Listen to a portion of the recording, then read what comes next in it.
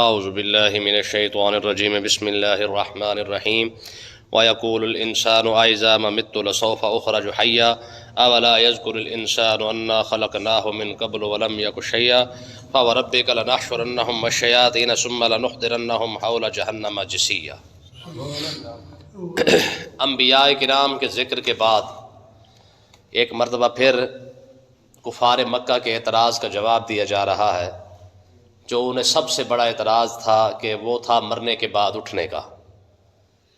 تو اللہ تبارک و تعالیٰ نے کیونکہ انسان کی رہنمائی کے لیے اس کتاب کو نازل فرمایا ہے، مختلف دلیلوں کے ساتھ انسان کو سمجھایا گیا ہے کہ بھائی یہ چیزیں برحق ہے، اس کو مانے نہ مانے، لیکن ان کے حق ہونے میں کوئی شک نہیں ہے۔ تو اس کی سب سے بڑی دلیل یہی ہے کہ یہ کتاب پاک کے اندر جو کچھ بیان کیا گیا ہے، اس کا چیلنج، اس کا جو مقابلہ وہ آج تک کوئی کر نہیں سکا ہے۔ تو اللہ تبارک و تعالیٰ نے ارشاد فرمایا کہ یہ جو آج بھی کفار مکہ بیٹھ کے اعتراض کرتے ہیں کہ لو جی ہم مر جائیں گے تو پھر اٹھیں گے، تو اللہ تعالیٰ نے اس کا جواب دیتے ہوئے ارشاد فرمایا وَيَقُولُ الْإِنسان، انسان اب بھی یہ کہتا ہے أَإِذَا مَمِتُّ، جب میں مر جاؤں گا، لَسَوْفَ أُخْرَجُ حَيًّا، پھر مجھے زندہ کر کے دوبارہ قبر سے نکالا جائے گا۔ یہ بڑی عجیب بات ہے، یعنی بندوں کو یہ بڑی عجیب لگتا ہے کہ یار ہم مریں گے پھر دوبارہ اٹھیں گے، بڑی حیرانگی والی بات ہے۔ تو اللہ تعالیٰ نے ارشاد فرمایا اس میں حیرانگی والی کوئی بات نہیں ہے۔ کیوں؟ اولا یذکر الانسان، فرمایا کہ انسان کو یہ بات یاد نہیں ہے کیا انا خلقناہ من قبل، جب اس سے پہلے یہ خود تھا ہی نہیں، ہم نے اسے پیدا فرمایا ہے۔ یعنی آج اسے لگتا ہے کہ میں دوبارہ اٹھوں گا کیسے، لیکن انسان اپنی اس تاریخ کو بھول جاتا ہے جب یہ کچھ نہیں تھا تب بھی تو ہم نے اسے پیدا کیا ہی ہے نا۔ تو پہلی مرتبہ کسی چیز کو بنانا یہ بڑا مشکل کام ہے، اور بنی ہوئی چیز کو دوبارہ تعمیر کرنا یا نئے سرے سے اس کو اٹھا دینا یہ تو اور ذرا آسان کام ہے۔ ایک چیز ہے ہی نہیں، جو ذات سرے سے ایک بالکل نہ ہونے والی چیز کو وجود عطا فرما سکتا ہے، تو پھر وجود کو دوبارہ کھڑا کرنا، دوبارہ اٹھانا یہ کون سا مشکل کام ہے۔ تو اللہ تعالیٰ نے ارشاد فرمایا وَلَمْ يَكُ شَيْئًا، فرمایا کہ جب اس سے پہلے ہم نے اسے پیدا کیا ہے، وَلَمْ يَكُ شَيْئًا، یہ پہلے تھا ہی نہیں، تب بھی تو بات تھی نا کہ جب یہ کچھ بھی نہیں تھا پھر بھی تو ہم نے اسے زندگی دی نا۔ تو جب زندگی دی ہے تو دوبارہ مار کے دوبارہ اٹھانا یہ کوئی اتنی بڑی بات ہے ہی نہیں، اتنا بڑا مسئلہ ہی کوئی نہیں ہے۔ دیکھیں بار بار انسان کے جو اعتراضات کفار کے تھے کہ ہم کیسے اٹھیں گے، کیا ہوگا، کس طرح ہوگا، جب حضرت حارث آئے نا مکہ کے اندر تو کفار مکہ نے بڑے حیران ہو کہ ان سے یہی بات کی کہ حارث کون ہے؟ حضرت سیدہ حلیمہ رضی اللہ تعالیٰ عنہ کے شوہر ہے، ٹھیک ہے۔ تو کہنے لگے حارث ذرا دیکھ تو صحیح، تیرا بیٹا جو ہے یہ باتیں کرتا ہے کہ مرنے کے بعد اٹھنا بھی ہے، ٹھیک ہے، اب تو بتا بھلا یہ بھی کوئی بات کرنے والی، جب ہم مر جائیں گے ہم اٹھیں گے کیسے؟ تو حضرت حارث آقا علیہ السلام کی خدمت میں حاضر ہوئے اور آ کے کہا بیٹا میں نے سنا آپ یہ باتیں کر رہے ہیں۔ تو آقا علیہ السلام نے حضرت حارث کا ہاتھ پکڑ کے نا ایسے اوپر کر کے فرمایا کہ میں اس دن جب ہم اٹھیں گے نا تو میں آپ کا ہاتھ ایسے پکڑ کے دکھاؤں گا اور کہوں گا کہ یہ سارے دیکھ لو دوبارہ اٹھے کھڑے ہیں۔ ٹھیک ہے، میں آج اس بات کو آپ نے یاد رکھنا، قیامت والے دن میں آپ کے ہاتھ پکڑ کے نا یوں کر کے دکھاؤں گا آپ کو کہ یہ دیکھ لیں آپ، ٹھیک ہے، سارا کچھ آپ کے سامنے ہے۔ کہا تھا نا دنیا کے اندر دوبارہ اٹھنا ہے، تو آج آپ کے سامنے اٹھے کھڑے ہیں۔ تو بعد میں جب آپ نے کلمہ پڑھ لیا تو کلمہ پڑھنے کے بعد آپ فرماتے باقی تو قیامت کا سارا مسئلہ چھوڑو، مجھے تو اس بات کا بڑا فخر ہے کہ قیامت والا دن میرا بیٹا میرا ہاتھ پکڑ کے کہے گا کہ دیکھ لو سارے اٹھے کھڑے ہیں، ٹھیک ہے۔ اور اگلی بات بڑی خوبصورت آپ فرماتے تھے مجھے اس بات کا بھی یقین ہے کہ جب میرا بیٹا میرا ہاتھ پکڑ لے گا پھر مجھے جنت تک چھوڑ کے آئے گا، پھر مجھے راستے میں چھوڑے گا کہیں نہیں، ٹھیک ہے۔ تو اللہ تعالیٰ نے ارشاد فرمایا کہ بھائی یہ انسان سوچے تو صحیح نا آخر کہ جب کچھ نہیں تھا پھر بھی تو اس نے وجود عطا فرمایا ہے۔ آج بھی جو لوگ جو خدا کے انکار کرتے ہیں جی سب کچھ خود بخود چلتا ہے، اللہ کے بندے ذرا غور تو کر کے دیکھنا، کوئی شے ہے جو خود بخود چل سکتی ہے؟ کوئی کبھی ایسا ممکن ہے؟ سوال ہی پیدا نہیں ہوتا ہے۔ ایک مچھر خود بخود نہیں بن سکتا ہے، ایک کار آج کے دور میں دیکھ لے، کار ہے، موٹر سائیکل ہے، جہاز ہے، کشتیاں ہیں، سب کچھ ہے، کیا یہ سارا کچھ خود بخود بن رہا ہے؟ بغیر کسی وجہ کے بن رہا ہے۔ جب اس کے بنانے والے موجود ہیں تو اس ساری کائنات کو بنانے والا بھی تو موجود ہے نا۔ آپ دیکھیں ذرا اگلا حشر، فَوَرَبِّكَ، فرمایا محبوب آپ کے رب کی قسم، لَنَحْشُرَنَّهُمْ وَالشَّيَاطِينَ، فرمایا یہ جو لوگ آج خدا کا انکار کرتے ہیں، یا اپنے زندہ ہونے کا انکار کرتے ہیں. فرمایا لنحشرنہم والشیاطین، فرمایا قیامت والے دن ہم انہیں اور ان کے ساتھ جو شیطان ہے دونوں کو ایک ہی زنجیر میں جکڑ کے اکٹھا کر دیں گے، اس کو بھی اور اس کے شیطان کو بھی. اب شیطان، انسان کا شیطان کون سا ہے؟ یاد رکھیں یہ قرآن مجید کے الفاظ موجود ہیں. اللہ تبارک و تعالیٰ نے ارشاد فرمایا کہ ہم نے وَمَن يَعْشُ عَن ذِكْرِ الرَّحْمَٰنِ نُقَيِّضْ لَهُ شَيْطَانًا فَهُوَ لَهُ قَرِينٌ. میں جو بندہ اللہ کے ذکر کو چھوڑ دیتا ہے نا، اللہ تعالیٰ ایک شیطان کو اس کا ساتھی بنا دیتا ہے. وَإِنَّهُمْ لَا يَصُدُّونَ عَنِ السَّبِيلِ، فرمایا وہ شیطان نہ اسے برے راستے، نیکی کے راستے سے روکتا رہتا ہے، ٹھیک ہے، اور وَيَحْسَبُونَ أَنَّهُمْ مُهْتَدُونَ، اور اسے برائی کے راستے پر لگاتا رہتا ہے، اور شیطان اسے برے راستے کو اچھا اور اچھے راستے کو برا بنا کے دکھاتا رہتا ہے. یعنی اللہ تعالیٰ اس کے ساتھ نہ اس کے ساتھی بنا دیتا ہے. حدیث پاک کے اندر آتا ہے کہ جب بندہ رب کی نافرمانی پر ضدی کر جاتا ہے، کرتا ہی رہتا ہے، تو مرنے سے 1 سال پہلے اللہ تعالیٰ اس کے ساتھ ایک شیطان لگا دیتا ہے. وہ کیا کرتا ہے؟ وہ اس کے ہر اچھے کام کو برا بنا کے دکھاتا ہے اور برے کام کو اچھا کر کے دکھاتا ہے تاکہ وہ کرتا رہے. یہ مرنے سے 1 سال پہلے کی بات ہے.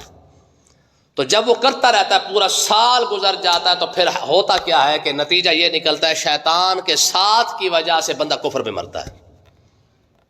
ہر بندے کے ساتھ. یعنی آپ اندازہ کریں رب کے ساتھ، رب سے منہ موڑنے کا نتیجہ یہ نکلتا ہے. ٹھیک ہے، تو اللہ تعالیٰ نے ارشاد فرمایا کہ ہم نے شیطان ایک ساتھی، ہر انسان کے ساتھ ایک شیطان لگایا ہوا ہے، ٹھیک ہے، جو اسے بہکاتا رہتا ہے، بھٹکاتا رہتا ہے، اسے شابت بھی ایسے نہ کر، ایسے نہ کر، ایسے نہ کر، ایسے نہ کر. میں ہوگا کیا؟ میں قیامت والے دن ثم لنحشرنہم والشیاطین، ہم اسے بھی اور اس کے ساتھی شیطان کو بھی اکٹھا کریں گے. ثم لنحضرنہم حول جہنم جثیا، تو میں ہم اسے پھر جہنم کے قریب لائیں گے. ہوگا کیا؟ میں گھٹنوں کے بال گرے ہوئے ہوں گے، یہ بھی اور اس کا شیطان بھی ایک ہی زنجیر کے ساتھ جکڑے ہوئے ہوں گے. آج تک ہم نے اس کو بھی سوچا ہے کہ ہمارے ساتھ شیطان لگا ہوا ہے، اور ہر بندے کے ساتھ لگا ہوا ہے. صحابہ کرام نے عرض کی یا رسول اللہ آپ کے ساتھ بھی؟ حضور نے فرمایا میرے ساتھ بھی ہے. لیکن اگلی بات حضور نے ارشاد فرمایا میرے ساتھ جو شیطان لگا ہے اللہ تعالیٰ نے اسے ہدایت عطا فرمائی، اس نے کلمہ پڑھ لیا میرا. کتنی بڑی بات ہے، ٹھیک ہے. فرمایا میرے ساتھ جو ہے وہ بھی جو ہے کیا ہے، اس نے بھی میرا کلمہ پڑھا ہوا ہے. تو کہنے کا مقصد کیا ہے کہ آپ اندازہ کریں کہ ہر بندے کے ساتھ یہ لگا ہوا ہے. یہ جو ہمارے دل میں خیال آتا ہے نا چل کر لے خیر کون دیکھ رہا ہے، یہ اپنا یار ہی ہوتا ہے اور دوسرا کوئی بھی نہیں ہوتا. یہی ساتھ سمجھا رہا ہوتا کہ شابش. تو اللہ تعالیٰ نے ارشاد فرمایا کوئی بات نہیں، ایک ہی ہاتھ کڑی کے ساتھ دونوں کے ہاتھ باندھیں گے، دونوں کے پیر باندھیں گے اور اکٹھے لے کے آئیں گے. ٹھیک ہے، اس وقت کیا ہوگا؟ پھر ظاہر سوائے افسوس کے اور کیا ہو سکتا ہے؟ پھر ہوگا کیا؟ اللہ تعالیٰ نے ارشاد فرمایا ثم لننزعن من کل شیعۃ، میں پھر ہم ہر جماعت، ہر تحریک کو جناب اللہ کھڑا کر دیں گے، وہاں پہ کھینچ کے لے آئیں گے. اور ایہم اشد علی الرحمن، یار الفاظ پہ غور کریں ذرا. تو اللہ تعالیٰ نے ارشاد فرمایا کہ جو اللہ تعالیٰ سے سب سے زیادہ بے خوف بندہ ہوگا نا، عطیہ، ٹھیک ہے، جو سب سے زیادہ بے خوف ہوگا، ٹھیک ہے، بے باک ہوگا، تو ہم کیا کریں گے؟ ہم سب سے پہلے جہنم میں اسے ڈالیں گے. یعنی لیڈر صاحب کو، ٹھیک ہے، باقی تو سارے پیچھے پیچھے چل رہے ہیں نا. تو فرمایا جو پوری جماعت، پوری تنظیم، پوری تحریک، پورے جناب گروہ سے سب کو اکٹھا کر کے لے آئیں گے جہنم میں ضرور، لیکن جو سب سے زیادہ رب سے بے خوف ہوگا جہنم میں سب سے پہلے اسے ڈالا جائے گا، باقیوں کو بعد میں پیچھے سے ڈالا جائے گا. ٹھیک ہے، تو اس کا مطلب یہ ہے کہ یار جتنا بندہ رب سے بے خوف ہوگا اتنا ہی سمجھ لو کہ جہنم میں جانے کے سب سے پہلے چانس بھی اسی کے ہوں گے. ٹھیک ہے، خاص کر لیڈر حضرات کے تو بہت زیادہ. پھر آگے الفاظ ہے کہ فرمایا ثم لنحن اعلم بالذین هم اولی بها صلیا، فرمایا کہ ہم بہتر جانتے ہیں کیا؟ بالذین هم اولی بها صلیا، کہ جہنم میں ڈھونڈنے کے لائق کون ہے، ڈھونڈنے کے لائق کون زیادہ ہے، یہ ہمیں سب کو پتا ہے. کون رب سے بے خوف ہے اور کون رب سے بے خوف نہیں ہے. ٹھیک ہے، یہاں نا بابا جی علیہ رحمہ بیٹھے ہوئے تھے، تو ان کے پاس ایک بہت بڑا سارا حاجی آ گیا. تو اس نے کہا جی ہم آپ کو ڈھونڈ کے رکھ دیں گے. تو بابا جی نے یہ آیت پڑھی تھی، فرمایا یار قرآن میں رب فرما رہا ہے ثم لنحن اعلم بالذین هم اولی بها صلیا، ہم جانتے کہ رب فرماتا ہے ہم جانتے کہ سب سے زیادہ ڈھونڈنے کے لائق کون ہے. ٹھیک ہے، تو اب اندازہ کریں رب نے ارشاد فرمایا کہ یہ ہمیں پتہ ہے کہ جہنم میں سب سے پہلے ڈالنا کسے ہے اور جہنم میں سب سے پہلے جانا کس بندے نے ہے. تو اس کا اشارہ بھی دے دیا، فرمایا جو بندہ ایہم اشد علی الرحمن، رب کی نافرمانی پر دلیر ہوگا جہنم میں سب سے زیادہ پہلے اسے ڈالا جائے گا. دیکھیں اس لیے ہمارے بزرگوں نے ایک بڑی بات کی ہے، وہ کہتے ہیں یار بندہ گناہ کرنے کے بعد ڈر رہا ہے نا، یہ اس کے ایمان کی نشانی ہے. گناہ ہو گیا، بعد میں پچھتاوا بھی ہو گیا، اوہ کی کر بیٹھا، ٹھیک ہے، تو یہ اس کے ایمان کی نشانی ہے. اور بندہ گناہ کرنے کے بعد دسوں کو بتاتا پھرتا ہے کہ لے میں نے رات یہ چاند چڑھایا ہے، تو یہ اس کے بے خوف ہونے کی نشانی ہے، اس کے یہ دلیر ہونے کی نشانی ہے نا، کہ ایک رب کی نافرمانی بھی کی ہے اور ساتھ ساتھ لوگوں کو گواہ بھی بناتا پھر رہا ہے. یہ ہمارا بہت بڑا کھانا خراب ہوا اس وجہ سے. دیکھیں کچھ گناہ وہ ہے جس کے بارے میں ہمارے بزرگ فرماتے ہیں کہ اللہ تعالیٰ اس کو بہت زیادہ چانس ہے کہ رب انہیں بخش دے گا. وہ کون سے گناہ ہیں؟ وہ گناہ ہے جس پر کوئی گواہ نہیں ہے، جس پر کوئی گواہ نہیں ہے. اور فرمایا جس گناہ پر گواہ بن جائے پھر اس کے بخشش کے چانس بھی نہیں ہے، ہو سکتا ہے رب نہ بخشے. کیوں؟ جو ذات بندے کے اور رب کے درمیان جو ایک رشتہ ہے، جو راز و نیاز کے ہے، اس کے اندر فرما برداری بھی ہے، نافرمانی بھی ہے، سارا کچھ ہے. ہو سکتا ہے اللہ تعالیٰ اسے معاف فرما دے کیونکہ کسی بندے کو پتہ نہیں ہے. لیکن جب ہم نے گناہ پر گواہ بنا لیا ہے اب نہیں. رب نے فرمایا میں تمہارا پردہ رکھے ہوتا، جب تو نے خود اپنا پردہ نہیں رکھا تو پھر کیا کریں؟ جیسے ہم نے جمعے کے اندر ایک بات پڑھی تھی کہ ہمارے بزرگ نے لکھا ہے، فرمایا جو بندہ کسی کا صرف ایک عیب چھپا دے بدلے میں اللہ تعالیٰ کتنے عیب چھپاتا ہے؟ 700. یعنی اگر کسی مسلمان بندے کے گناہ کو، غلطی کو، کسی قسم کی ایسی کوئی بات دیکھ لی ہے تو میں اس پر پردہ ڈال دیا ہے تو اللہ تعالیٰ اس کے 700 عیبوں کے اوپر پردہ ڈال دیتا ہے. اور حدیث پاک دیکھیں یار، اس پر بڑی کمال کی حدیث پاک ہے. حضور علیہ السلام نے ارشاد فرمایا جب بندہ کسی کو ذلیل کرتا ہے نا، کسی کا عیب نکالتا ہے، حضور نے فرمایا کہ وہ کمروں کے اندر بند بھی ہو نا، رب پھر بھی اسے ذلیل کر کے رکھ دیتا ہے. کتنی بڑی بات ہے. فرمایا اگر وہ خود کمرے کے اندر، بند کمرے میں بھی بیٹھا ہو، مکان کے اندر بھی بیٹھا ہو، فرمایا اللہ تعالیٰ پھر بھی اسے ذلیل کر دیتا ہے. وجہ کیا ہے؟ کہ جب اس نے اس کے بندے کا عیب ظاہر کیا نا، پھر رب بھی بندے کے عیب جو ہے وہ ظاہر کر دیتا ہے. ہاں بندے کے عیب چھپا لے اللہ تعالیٰ دنیا اور آخرت کے، سترہ اللہ فی الدنیا والآخرہ، اللہ تعالیٰ دنیا اور آخرت کے اندر بندے کے عیب ہی چھپا دیتا ہے. اس سے بڑی کوئی بات ہو سکتی ہے؟ حدیث پاک کے اندر آتا ہے کہ اللہ تبارک و تعالیٰ قیامت کے دن ایک بندے کو بلائے گا اور بلا کے اسے فرمائے گا، فرمایا ہاں بھائی تو نے یہ گناہ بھی کیے تھے، یہ بھی کیے تھے، یہ بھی کیے، یہ بھی کیے. وہ کہے گا ہاں کیے، یہ کیے، یہ کیے، یہ کیے. رب فرمائے گا جا تجھے بخش دیا ہے. اچھا وہ نہ سجدے پہ سر رکھے گا، یعنی اللہ تعالیٰ کی بارگاہ میں سجدہ کرے گا. جو باہر کے لوگ ہوں گے نا، میدان محشر کے لوگ ہوں گے، وہ دیکھ کے سوچ رہے ہوں گے یار اللہ جانے پتہ نہیں نبی ہے، کوئی ولی ہے، رسول ہے، کون ہے یہ جو آج بھی اللہ کی بارگاہ میں سجدہ کر رہا ہے. یعنی اللہ تعالیٰ کتنی عزت بندے کی رکھے گا قیامت والے دن بھی، کہ ایک بندے کے گناہ کے بارے میں رب فرما رہا ہے یار میں نے تجھے یہ گناہ بخش دیا، یہ بخش دیا، وہ بخش دیا. وہ گناہ کی بخشش کی وجہ سے وہ سجدہ کر رہا ہے، میدان محشر والے سمجھ رہے کہ یار یہ کوئی شاید نبی ہے. اس سے بڑی کوئی بات ہو سکتی ہے؟ ٹھیک ہے. اللہ تعالیٰ فرمائے گا، فرمایا اچھا پھر ایسے کمال کی بات دیکھے، رب فرمائے گا یہ جو تو نے گناہ کیے تھے نا، ہم نے تیرے گناہوں کو نیکیوں میں بدل کے جنت عطا فرما دی ہے. وہ پتہ کیا کرے گا؟ پھر وہ چوڑا ہو جائے گا، کہے گا کہ پروردگار یہ تو چھوٹے چھوٹے گناہ تھے جو تو نے بتایا، میرے بڑے بڑے گناہ پیچھے پڑے ہیں. وہ بھی ہے، پہلے چھپا رہا تھا، ڈر رہا تھا. جب دیکھے گا نا رب نیکیوں کے اندر بدل کے اور جنت عطا فرما رہا ہے تو پھر بڑے بڑے گناہ خود بتانا شروع کر دے گا، وہ بھی کیا تھا، وہ بھی کیا تھا، وہ بھی کیا تھا. ٹھیک ہے. تو اللہ تبارک و تعالیٰ پھر فرمائے گا، فرمایا جا ہم نے تجھے پھر بخش دیا ہے، پھر جنت عطا فرما دے. وہ سجدہ کرے گا تو میدان محشر والے یار اسے سمجھ کیا رہے ہیں؟ کہتے یار یہ کوئی واقعی نبی ہے یا کوئی رسول ہے جو اللہ کی بارگاہ میں سجدے پہ سجدہ کیے جا رہا ہے. یہ پتہ کوئی نہیں کہ وہ ایک سادہ گناہ گار بندہ جس کی اللہ تعالیٰ نے گناہوں کی بخشش فرما دی ہے. حضور علیہ السلام نے ایک دن مسجد نبی شریف میں تشریف فرما تھے. حضور نے فرمایا فلاں قبیلے کے اندر نا ایک جنتی بندہ ہے، بالکل پکا ٹھکا جنتی ہے. ایک صحابی کو شوق پیدا ہوا، اس نے کہا یار اچھا جنتی ہے تو ذرا دیدار تو کر رہے ہیں، جا کے جنتی کی زیارت کرنی چاہیے. ٹھیک ہے. وہ چل پڑے، بڑا لمبا چوڑا سفر کر کے اس کے قبیلے میں پہنچے. جا کے دیکھا بالکل سادہ سیدھا بندہ ہے. ٹھیک ہے جی. اس نے جا کے کہا پہلے لوگ کہہ دیتے میاں میں تیرا مہمان ہوں، جی شاباش آ جاؤ بھائی. چلو اس کے پاس وہ رہ پڑے 3 دن، کیونکہ شریعت کے حکم ہے کہ چلو بھائی 3 دن بندہ مہمان بنتا ہے. ٹھیک ہے. وہ 3 دن صحابی رسول اس کے پاس بیٹھے رہے، دیکھتے رہے کہ یار سرکار جس کی جنت کی بشارت دے رہے ہیں اور فرما رہے یہ بندہ جنتی ہے، دیکھو تو صحیح کون سا عمل کرتا ہے. اچھا 3 دن کے اندر اس کو دیکھتا رہا، صرف نماز پڑھی سادہ سادہ، لیکن نماز پڑھ کے اپنے معاملات کے اندر لگا ہوا ہے. 3 دن کے بعد جب جانے لگے نا تو اس نے بلا کے کہا یار تو میرے پاس آیا تھا، بیا واپس جا رہا ہے، خیریت کوئی حکم؟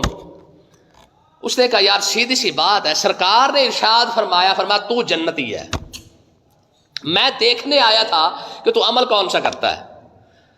تو اس نے کہا یار میرے اندر کوئی ایسا عمل تو مجھے خود کو نظر نہیں آتا، میں کیا تجھے بتاؤں۔ اچھا بڑا غور فکر کرنے کے بعد بھی جواب ہی دے دیا۔ اس نے کہا بھائی مجھے تو کچھ سمجھ نہیں آتا۔ تو مہمان نے کہا، اس نے کہا نظر مجھے بھی نہیں آیا۔ خیر جب یہ جانے لگا، وہ اپنے کام میں لگنے لگا تو اچانک اسے خیال، اس نے کہا ادھر آ یار بات سن۔ انہوں نے کہا بتا۔ اس نے کہا مجھے لگتا ہے میرے اندر ایک عمل ہے۔ اس نے کہا کون سا؟ اس نے کہا خدا کی قسم کسی مسلمان کے بارے میں میرے دل کے اندر رتی برابر ذرہ برابر جو ہے وہ فرق نہیں ہے۔ اس صحابی نے کہا، اس نے کہا خدا کی قسم یہی عمل ہے جس کی وجہ سے رسول اللہ نے تجھے جنتی قرار دیا ہے۔ میرے دل میں کسی کلمہ پڑھنے والے کے بارے میں بغض نہیں، حسد نہیں، تکبر نہیں، غرور نہیں، سڑا جل جانا، حسد کر لینا۔ میرے اندر کسی کے لیے ساڑ شاڑ نہیں ہے، میں کسی سے سڑتا نہیں ہوں، جلتا نہیں ہوں۔ رب کسی کو دے رہا ہے تو دے رہا ہے، ٹھیک ہے نا۔ میرے دل میں سب کے لیے محبت ہے کلمہ پڑھنے والے کے لیے۔ صحابی رسول نے فرمایا خدا کی قسم یہی عمل ہے جس کی وجہ سے اللہ تعالیٰ نے تجھے، اللہ کے رسول نے تجھے جنتی قرار دیا ہے۔